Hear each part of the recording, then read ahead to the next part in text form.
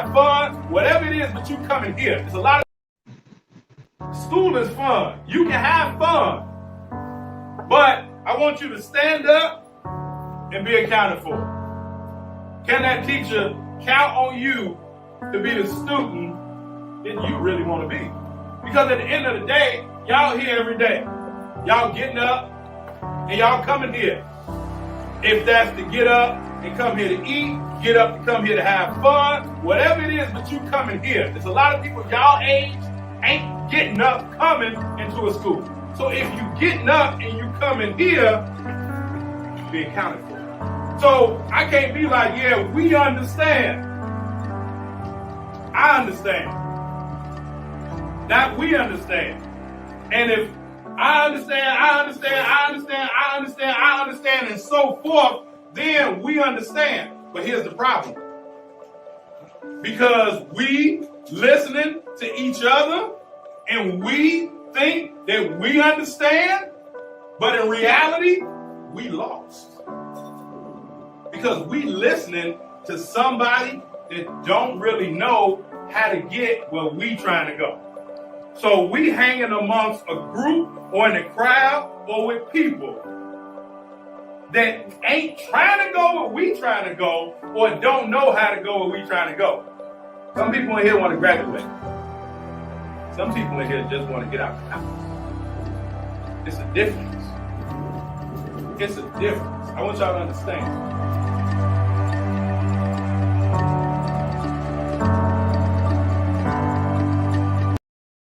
In case I heard somebody get up in here and say, boring school. And I heard somebody say, school cracking. Them two totally different mindsets. One person said, boring school. That means so much more I can do if I get like energized. If something pushes me. But it's boring. Like I don't like Michael Jordan retired the first time because he said it was nothing else for him to prove. The game was boring to him. There was no other goals for him to reach. So when I hear somebody say like class boring, school boring, that tells me that person has a whole different mindset. Then the person be like, man, school cracking. School cracking means I ain't really about learning. Because school can be cracking, but your grades probably ain't. One person is thinking academically, another person is thinking socially. So the person that's thinking socially, they can't stand up and account for the person thinking academically. And the person that's thinking about, oh man, I want to go to DeVry, I want to go to Stanford, I want to go to MIT. They can't be accounted for the person that's just coming to school to get it cracking. So like y'all got to be mindful of who you around, who you hanging with.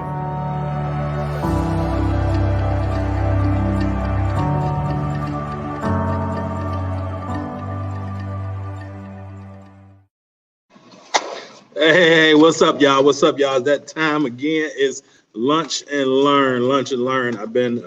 I had to do some work on my lunch break now, but I wanted to come and I wanted to give y'all, right? I wanted to just be to drop some information real quick. So in the news today, and you know, I don't always talk about current events, but I really want to talk about this and why I dropped those two videos, right?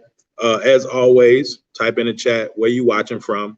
You know, what city and state you watching from. You know, we love to know where our reach is going with this thing here. Again, my name is Karvell Bailey, for those people that may not know.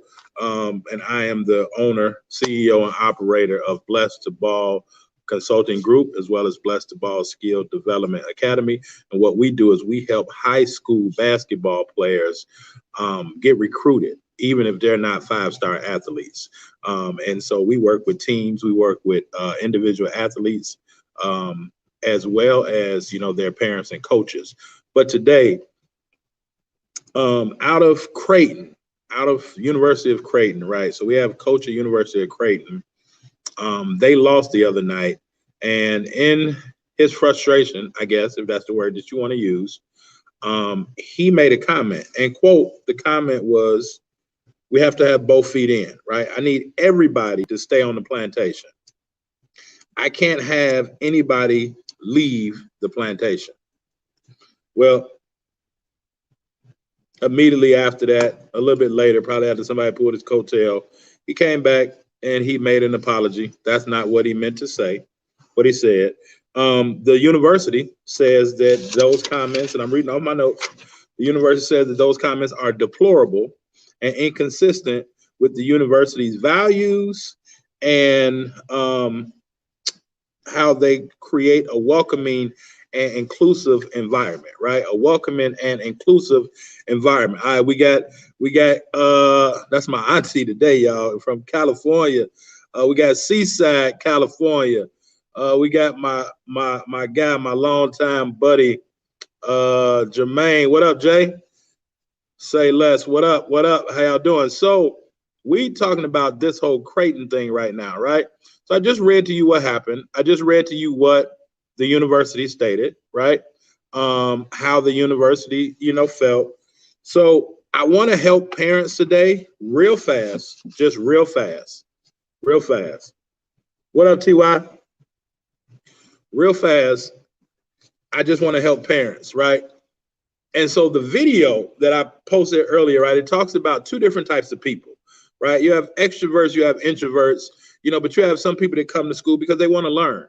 And then you have some people that they come to school because they just want to like get it on and get it popping and get it cracking, and they really have no desire to get everything that they can get.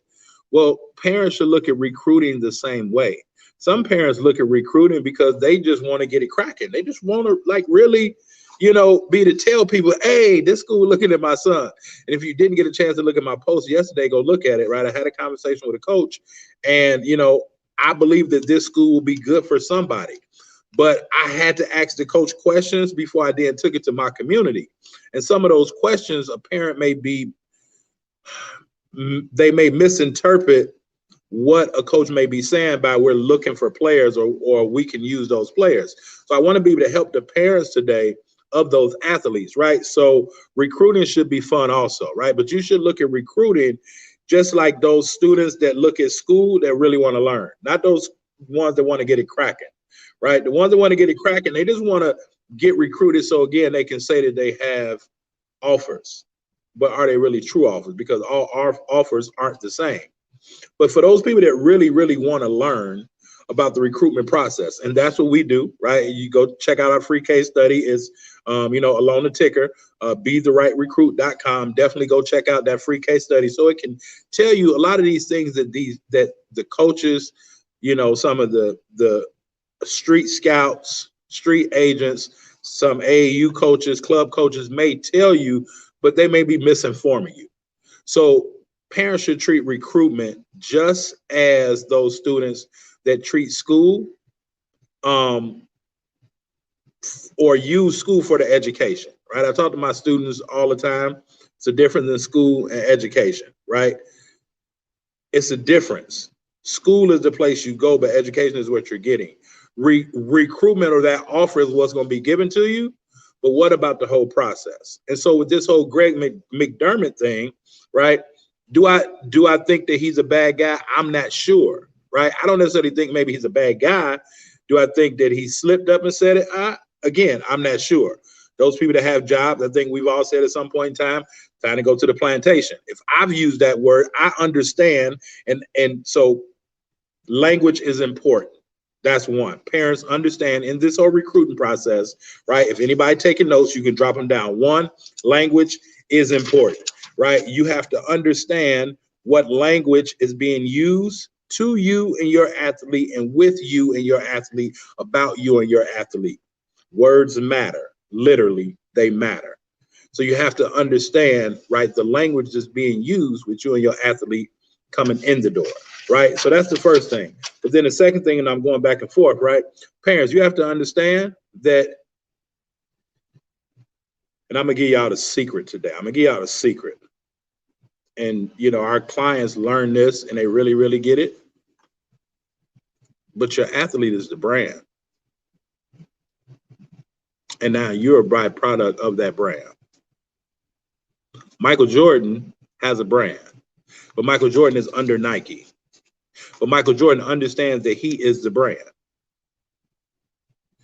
but he also has to do certain things to represent the company Nike well. So parents, get your athletes to understand they are the brand. They are the brand. If a coach happens to get rid of your athlete, the team continues playing. Does that make sense? The game doesn't stop. They just got rid of one particular entity, right? They got rid of that brand. We just don't do business with them anymore, right? Does that make sense? If your athlete fouls out, they have to sit out. The team doesn't stop. So athletes have to understand, and I'm going to give it to you, but I'm not going to get into it, right? It's for, check out the free training, schedule a breakthrough call so that we can, talk about it, get you crystal clear on what your athlete needs and to help you throughout this process. Recruiting should be fun, but you have to get educated on this process and enjoy the education of the process and not just doing it to get it cracking, if that makes sense. So you have to understand the language. Now you have to understand that your athlete is a brand, and then you're part of that athlete's brand also. So you have to do the things necessary to be able to help the brand grow. Does that make sense? Right? So as now this whole recruitment thing is going on, this whole recruitment game is going on, right? Now, these are the three things that I want you to pay attention to as a parent. Told you, we in and out today. First thing, understand the language that's being used. Understand the words. If you don't necessarily know the words, go look up. It may sound primitive. Go look up what the word is. It's a difference. It's a difference in being scouted. It's a difference in being recruited, and it's a difference in being evaluated. Go look up the definition so that you can really, really understand it, because language matters. If a coach saying that they're evaluating your kid, that doesn't mean that they're recruiting your kid. If a coach saying they're scouting your kid, it doesn't mean that they're recruiting your kid. Does that make sense? So you got to understand the language. Then the second thing, right, now that you understand the language, now you have to understand that part of that language, and we got verbal and nonverbal communication, right, with language. You have to understand that the athlete is a brand, and the athlete has to represent themselves as a brand, and the parent is part of that brand. Does that make sense? Right? And so now with that brand, so people think it's just about communication, right? Well, I'm in communication with the coach. I'm in communication with the coach. I'm in communication with the coach. But are we comprehending what's being said? So Greg McDermott communicated something, and everybody comprehended it to mean one thing. He said that's not what he meant. Well, that's the difference in communication versus comprehension. A lot of people communicate, but very few people comprehend what the other person is communicating, and they don't never say it because for whatever reason, they may not want to look crazy, may not want to act like they're not paying attention, but they don't understand it. And then people fail to ask questions about what's going on. Now, Coach McDermott could have said, ask his team questions. What's going on? Why did we lose? What's happening? He could have said, like, is everybody stressed? Let's have a team meeting. Let's open up. But he said, I need both feet in. I can't have anybody leaving the plantation. Now, I just got done reading the Willie Lynch letter to my history class, right? Because we do real history, not just old history that means nothing, right? That's going to really mean something to us. And we were just reading it, right? I got my computer up in front. But the whole point of the Willie Lynch letter and the system that this particular person put in place was, and they said it over and over again, if we do certain things or don't do certain things, it will be death to our economic system. It'll be death to our economic system. So when people understand plantation, they're going to equate that with slavery. Plantation, you understand what it means, right? And so I can't afford, right? He's saying that basically, if everybody ain't in, I'm gonna lose my job, right? The economic system, money. If everybody ain't on the same page, I'm gonna lose my job as a coach. But I can't afford to have nobody like leaving the plantation. He could have said that in a manner in which they comprehended in another way. He could have communicated it differently to where they comprehended. Is this making sense? Like, is this making sense? I got my wife that enjoyed me today, right? But so he said, and again, so these three things, real quick. Parents, get your athletes to understand that coach recruiting them. Once they do recruit them, they should be interested in the person, not just the athlete. They should be interested in the person, not just the athlete. That's the first thing. Red flag number one for this whole recruitment thing, right? For parents, I'm gonna give you this crash course study right now. Understand that the coach should be interested in your child as a person, not just as an athlete. Number two, the coach should be recruiting the whole family. If the coach not recruiting the whole family, then you might want to take a good look at this. And I'm gonna get back to Greg McDermott in a minute. But the coach should be recruiting the whole family. Yeah, the coach may text, the coach may call the athlete, but the coach should be recruiting the whole family. Meaning, you know, the coach should be talking to mother, talking to dad. You know, y'all seen The Blind Side, right? Why did he choose Ole Miss? Why did he go to Ole Miss? Because the coach said he was going to let the little brother walk through the tunnel. I don't know if y'all missed it in the movie. I don't know if you missed it, recruitment 101 in the movie. Michael Orr went to Ole Miss simply because the coach said, we will let RJ, whatever, if that was his name, we're going to let him walk through the tunnel. Dropping nuggets, baby. That's what we do. That's the greatest teacher alive right there. Y'all see a Tiffany Harris Bailey, right? He let the man brother walk through the tunnel. So the coach should be recruiting the whole family. The whole family. And if they're not interested or finding out what his mom do for a living, what his dad do for a living, right? Psst, psst, psst, psst. Let me whisper this. The reason it's so easy for a coach to say the plantation is because they understand that I got this athlete.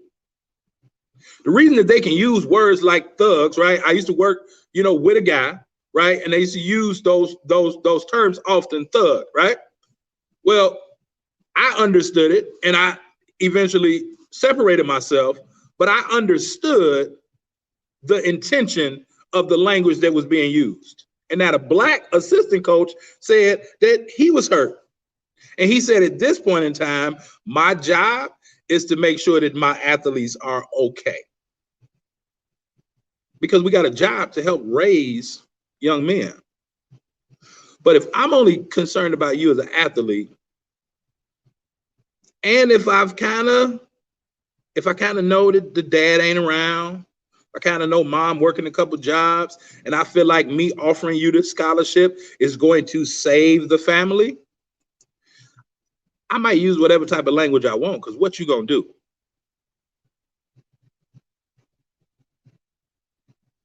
What you gonna do?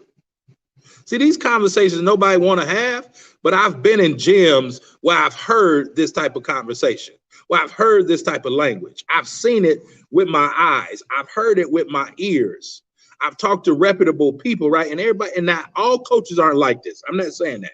But if they haven't built the relationship beforehand, they're not going to build it once the athlete sign that scholarship. If they ain't built a relationship and a rapport with the athlete and the athlete's family beforehand, they damn sure not going to do it once they sign that scholarship. Because the work is over. The work is over. So it's easy for me to say, I need y'all to keep y'all feet on the plantation. Because if not, I'm going to lose my job. I damn sure ain't going to lose my job because I got a wife and kids, right? I'm not comparing him to the senator from Florida, but we know what the senator, or from Texas, but we know what that dude did when they didn't have heat and like gas and lights and all that. He went to Cancun with his family. It ain't a lot of difference.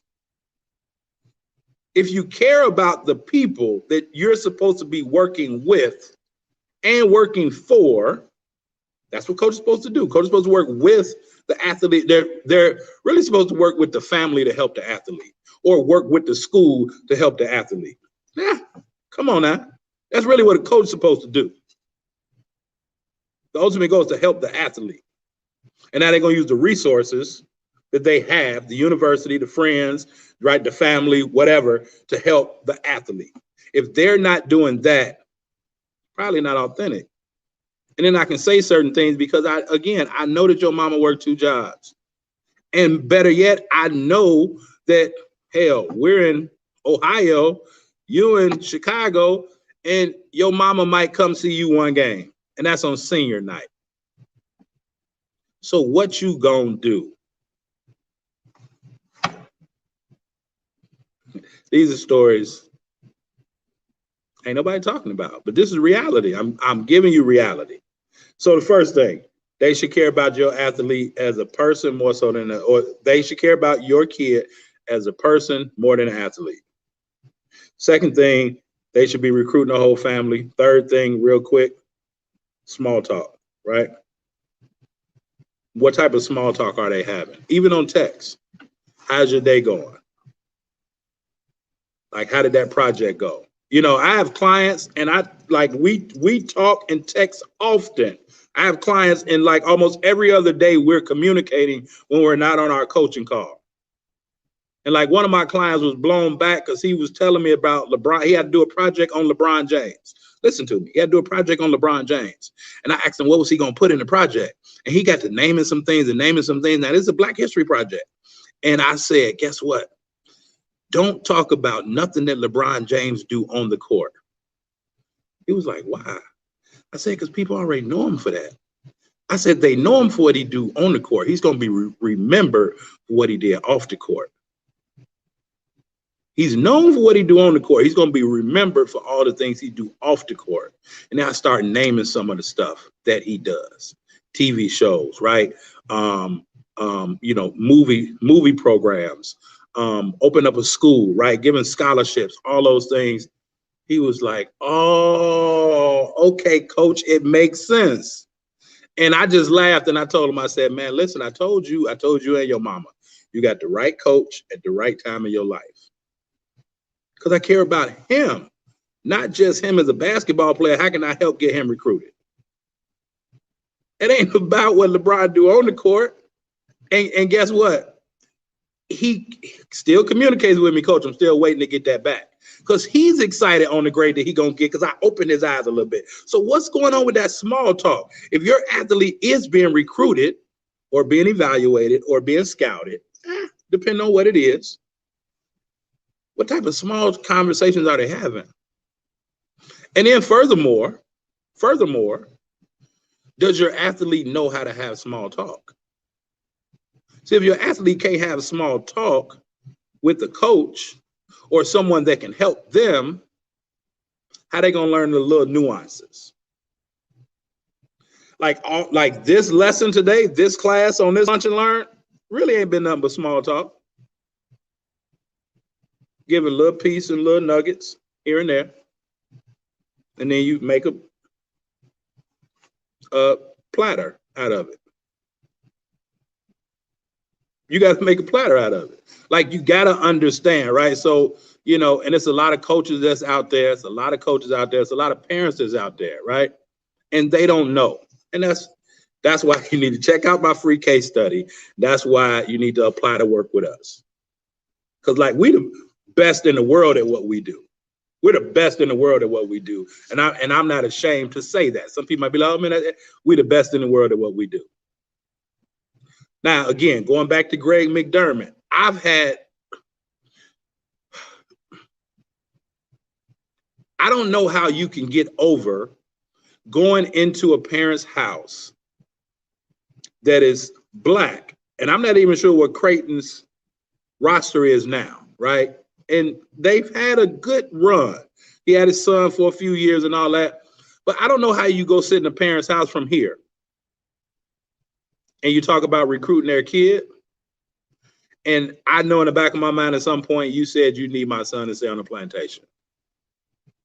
See, now I come back next class and I talk about, I'm gonna start charging y'all for this too, right? Feel free to tip, right? As my guy Sean Mack said, tip the teacher. Feel free to tip the teacher.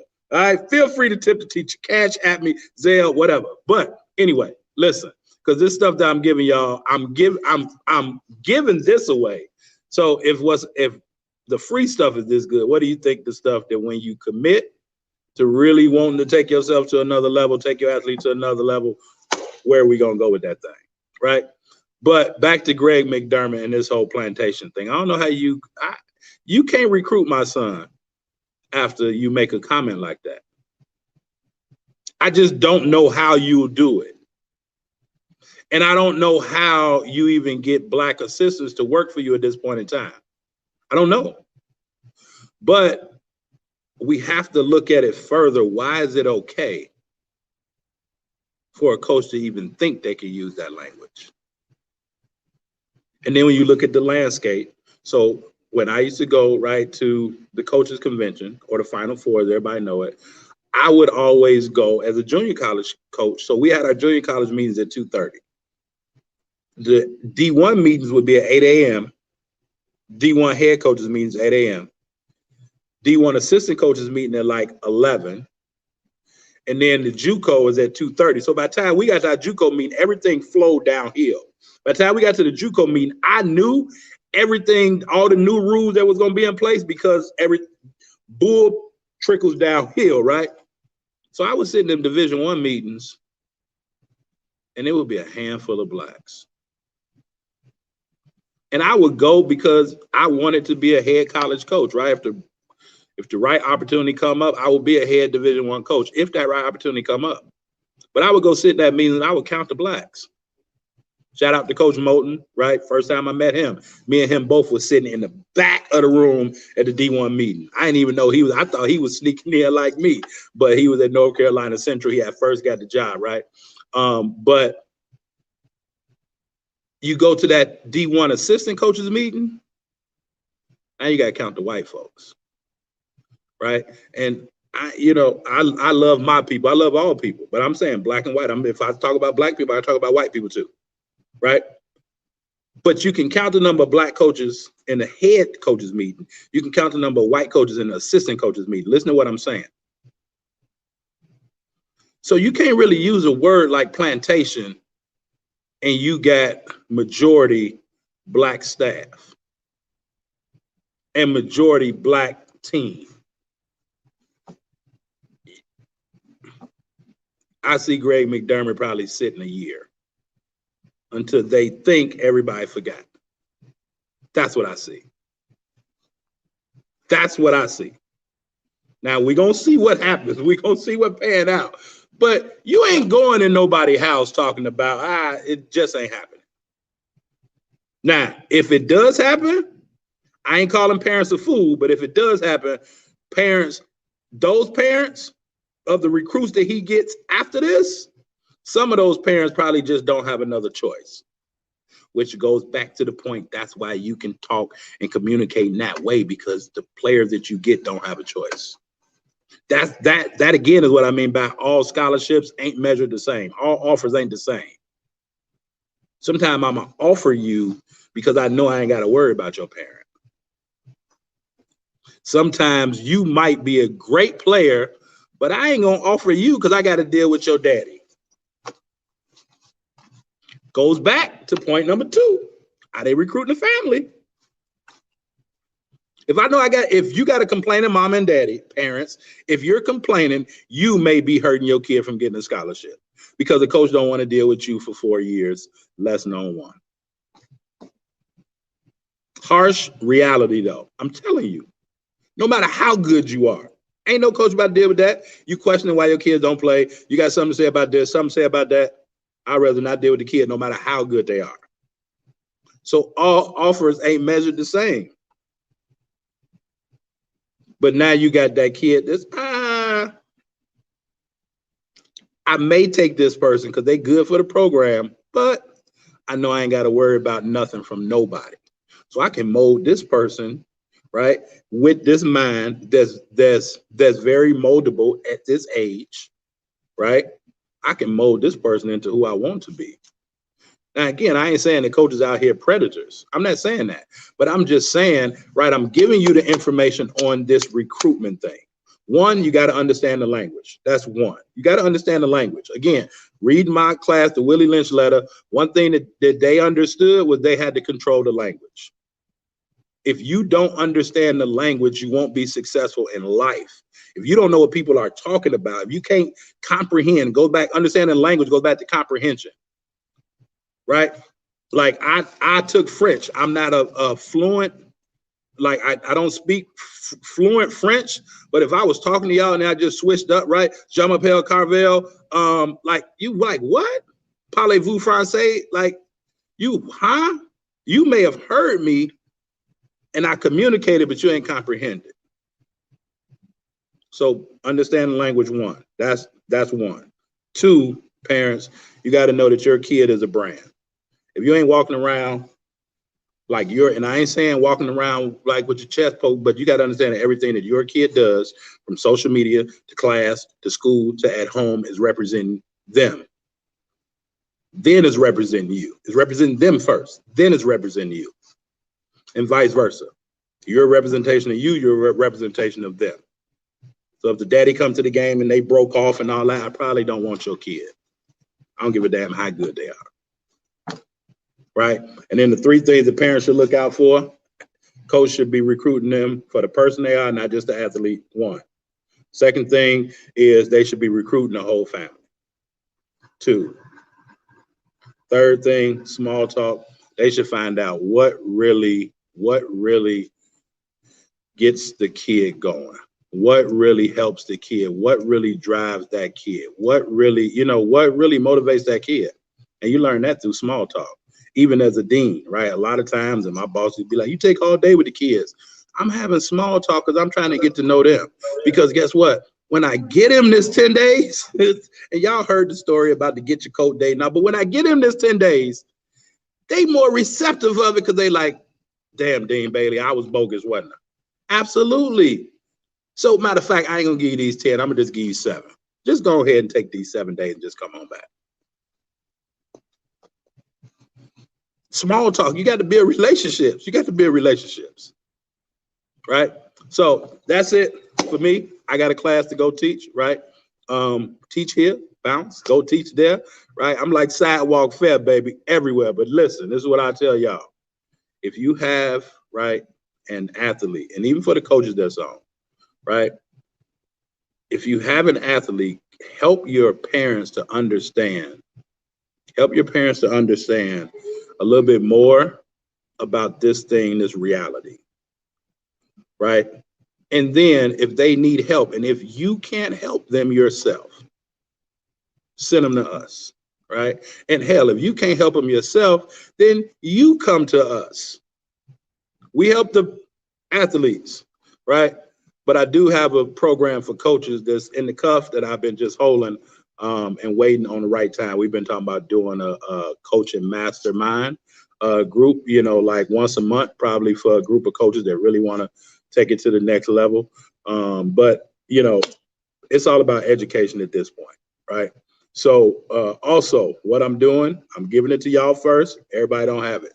So this year, well, since November, we've had 2 online workshops, right? We've had our student athlete leadership conference, and we've had our Mamba mentality masterclass, right? Both of those programs will be available for purchase, right? Both of those programs. So if your athlete missed the 3 weeks of the Mamba mentality masterclass, right, they'll be to purchase all 3 weeks, right, in its entirety. Same way with the student athlete leadership conference, and we'll be doing another one pretty soon, but they can go back and get that information as well, right? Listen, I was telling my class today, there's no greater investment than in yourself, right? The next best thing is in your child.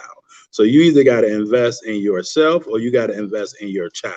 And oftentimes investing in your child is investing in yourself, right? So you definitely want to connect with us with what we do. And for my educators out there, y'all have a school full of athletes.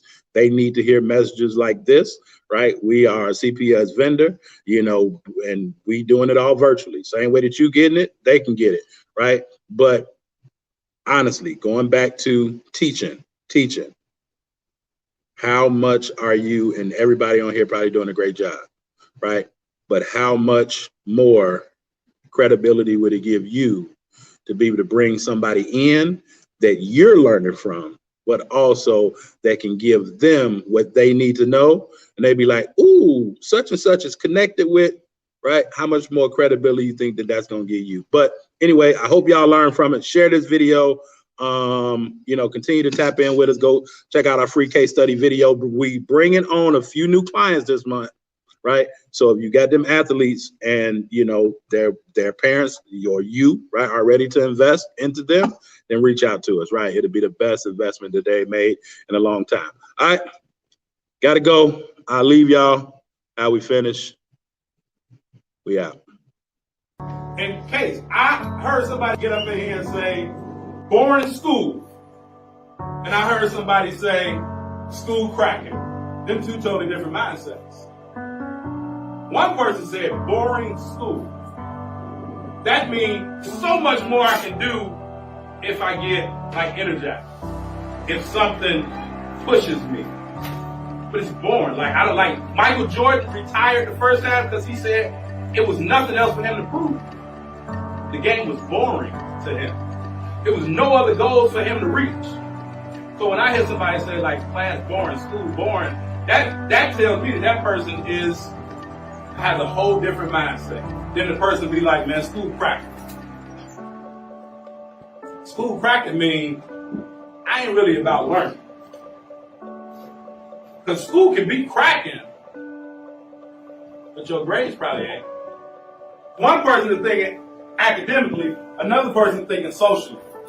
So the person that's thinking socially, they can't stand up and account for the person thinking academically.